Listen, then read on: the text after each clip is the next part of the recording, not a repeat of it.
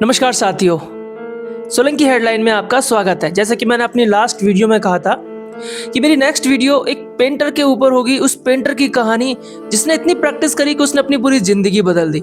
जी हाँ दोस्तों, आज हम डिस्कस करेंगे उस पेंटर की कहानी के साथ साथ एक और जबरदस्त ऐसे क्रिकेटर के बारे में जिसने इतनी मेहनत करी कि जिसने पूरे भारत को नहीं पूरी दुनिया को ये सिखा दिया कि प्रैक्टिस करने से आप खुद अपनी ज़िंदगी नहीं दूसरों को भी बदल सकते हैं। दूसरों की ज़िंदगी कैसे बदलेंगे, वो प्रैक्टिस का जो एग्जाम्पल सेट किया है अपने सोसाइटी के अंदर, उसकी वजह से आप लोगों की ज़िंदगी में बदलाव आएगा।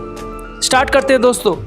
मेरी पहली कहानी है पाब्लो पिकासो के बारे में और दूसरी कहानी है मेरी मेजर ध्यानचंद के बारे में। क्या आप जानते हैं मेजर ध्यानचंद का नाम मेजर ध्यानचंद क्यों पड़ा? क्या आप जानते हैं पाब्लो पिकासो इतने फेमस कैसे हुए? तो स्टार्ट करते सबसे अपनी पहली कहानी, पाब्लो पिकासो के पीछे की स्टोरी क्या है। दोस्तों, एक बार एक लेडी यानी पाब्लो पिकासो ऐसे ही वॉकिंग कर रहे थे समुद्र के किनारे। तो एक बार एक लेडी ने बोला कि आप पाब्लो पिकासो हैं? तो पाब्लो पिकासो ने बोला, बिल्कुल, आपने सही पहचाना देवी। तो उस लेडी ने बोला कि मैं आपकी बहुत बड़ी फ़ैन हूँ, क्या आप मुझे अपना ऑटोग्राफ दे सकते हैं? तो पाब्लो पिकासो ने बोला, बिल्कुल दे सकता हूँ मैं अपने ऑटोग्राफ। उन्होंने बोला कि आप प्लीज़ मुझे एक छोटा सा अपना ऑटोग्राफ दे दीजिए, मैं अभी आती हूँ, एक कागज़ और एक पेन लेकर आती हूँ। तो पाब्लो पिकासो ने ऑटोग्राफ के लिए उस लेडी के लिए इतनी अच्छे से पेंटिंग बनाई, मात्र 30 सेकंड में एक पेंटिंग बनाई और उसको बोला कि लेडी को कि आप ये पेंटिंग ले जाएं और इस पेंटिंग को आप मार्केट में बेच देना, मेरी तरफ से आपके लिए गिफ्ट है। और उसको ये भी बोला कि जो मैंने पेंटिंग बनाई है एक छोटे से कागज़ पर, इस कागज़ पे जो पेंटिंग बनी है इसकी कीमत कम से कम 30 लाख से ऊपर होगी। वो लेडी इतनी आश्चर्य हो गई, इतनी सरप्राइज हो गई कि मात्र 30 सेकंड की पेंटिंग इतनी महंगी कैसे हो सकती है। तो उसने बोला कि चलो मैं ट्राई कर लेती हूँ। और वह जैसे ही मार्केट में ट्राई करने के लिए गई, सभी ने उस पाब्लो पिकासो की पेंटिंग उसके नीचे सिग्नेचर से पहचान लिया और सभी ने बोला हम इसके इतने लाख रुपए दे सकते हैं, हम इसके इतने लाख रुपए दे सकते हैं। उस लेडी को विश्वास नहीं हुआ इस बात को सुनकर। वो दोबारा पाब्लो पिकासो के पास मिलने जाती है, लेकिन अनफॉर्चुनेटली वो पाब्लो पिकासो वहाँ से जा चुके होते हैं। कुछ समय के बाद, कुछ महीनों के बाद दोबारा से एक पेंटिंग एग्जीबिशन में उस पाब्लो पिकासो से दोबारा से मुलाकात होती है और उस लेडी ने उस सारी बातें बताई कि आपने ठीक कहा था कि आपकी पेंटिंग इतनी महंगी है कि प्लीज़ मुझे भी एक बार ये पेंटिंग बनाना सिखा दो ना। 30 सेकंड में मैं भी ऐसी पेंटिंग बना के मैं भी सेल करना चाहती हूँ जिससे मैं बहुत सारे पैसे कमा सकूँ। पाब्लो पिकासो ने बोला, आप निश्चित ही मेरी तरह पेंटिंग बनाना सीख सकते हैं, लेकिन इसके लिए आपको बहुत प्रैक्टिस की ज़रूरत है। उसने बोला, मैं प्रैक्टिस करूँगी। उसने बोला, मैं कैसे बना सकती हूँ इतनी कम समय में इतनी अच्छी पेंटिंग? उसने बोला, मेरी तरह आप 30 साल दे दीजिए।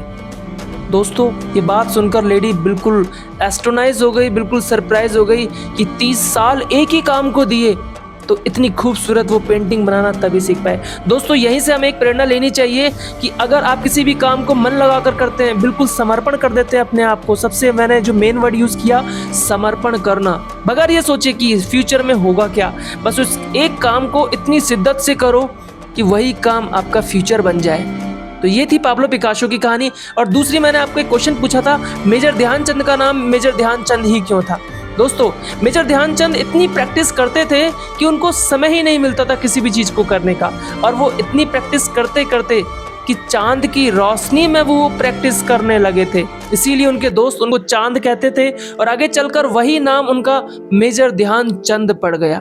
दोस्तों, मेजर ध्यानचंद जिनका जन्म 29 अगस्त को हुआ था और उसी लिए हम खेल दिवस भी उनके जन्मदिन के अवसर पर ही मनाते हैं।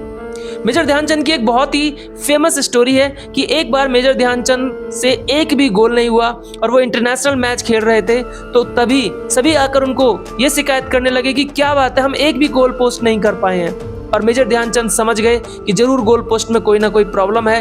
इतनी प्रैक्टिस कि गोल पोस्ट ना कर पाने पर उन्होंने गोलकीपर को बोला कि अभी इसकी मेजरमेंट की जाए और देखा जाए कि गोल पोस्ट हो क्यों नहीं पा रहा है, इसमें कुछ ना कुछ तो प्रॉब्लम है इसकी मेजरमेंट में। और वास्तव में वो जो मेजरमेंट थी, इंटरनेशनल मैच को रोक अगर मेजरमेंट की गई तो वो जो गोल पोस्ट नहीं हो पा रहा था कि 2 फुट उसकी चौड़ाई अधिक थी, जिसकी वजह से वो गोल पोस्ट नहीं हो पा रहा था। तो ये जो मेजर ध्यानचंद की प्रैक्टिस थी, उनका एक्सपीरियंस था, इसीलिए उन्होंने इन सब चीज़ों को जज कर पाया। उनकी कंट्रोलिंग पावर इतनी अच्छी थी कि जब भी वो हॉकी खेलते थे, हॉकी का जो मैच था वो खेलते थे, तो वो इतना चिपके कर, इतना मतलब उनकी जो बॉल थी वो इतनी चिपक कर चलती थी कि उनकी कंट्रोलिंग पावर बहुत ज़बरदस्त थी, जिसकी वजह से वो गोल पोस्ट यानी वो पोस्ट कर पाते थे।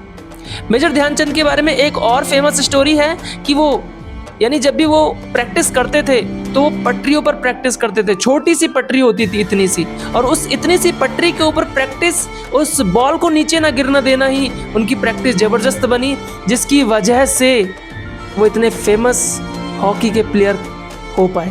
तो ये थी मेजर ध्यानचंद की कहानी।